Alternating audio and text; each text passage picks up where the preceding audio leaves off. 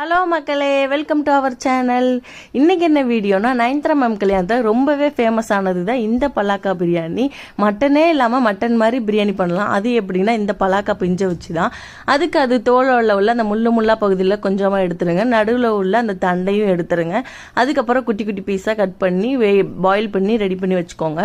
அதுக்கப்புறம் ஒரு குக்கர் எடுத்து கொஞ்சமாக எண்ணெய் சேர்த்துக்கோங்க. 2 ஸ்பூன் நெய் சேர்த்துக்கிட்டிங்கன்னா சூப்பராக இருக்கும். அதுக்கப்புறம் பட்டை கிராம்பெலாம் போட்டுட்டு காரத்துக்கு ஏற்ப பச்சை மிளகாய் சேர்த்துக்கோங்க. அப்புறம் ஒரு 4 பெரிய வெங்காயம் எடுத்து நீல வாக்கில் வெட்டிக்கோங்க. இஞ்சி பூண்டு 1 ஸ்பூன் போட்டுட்டு தனி மிளகாய் தூள், தக்காளி, புதினா, கொத்தமல்லி, தயிர், லெமன் இது எல்லாம் பச்சை வாசனை போனதுக்கு அப்புறம் நம்ம வேக வச்சிருந்த பலாக்காயும் சேர்த்து ஒரு கிளறிட்டு தேவையான அளவுக்கு தண்ணி சேர்த்து தண்ணி கொதிச்ச உடனே நம்ம ஊற வச்சிருந்த அரிசியும் சேர்த்துக்கோங்க. 3 விசில் மட்டும் விட்டிங்கன்னா ரொம்பவே சூப்பராக பொலன்னு வரும். யாரெல்லாம் இந்த பிரியாணி பண்ணியிருக்கீங்க மறக்காமல் கமெண்ட் பண்ணுங்கள். நம்ம சேனல் பிடிச்சிதான் சப்ஸ்கிரைப் பண்ணுங்கள். பார்க்கவே ரொம்ப டெம்ட் ஆகுதுல்ல. தேங்க்யூ.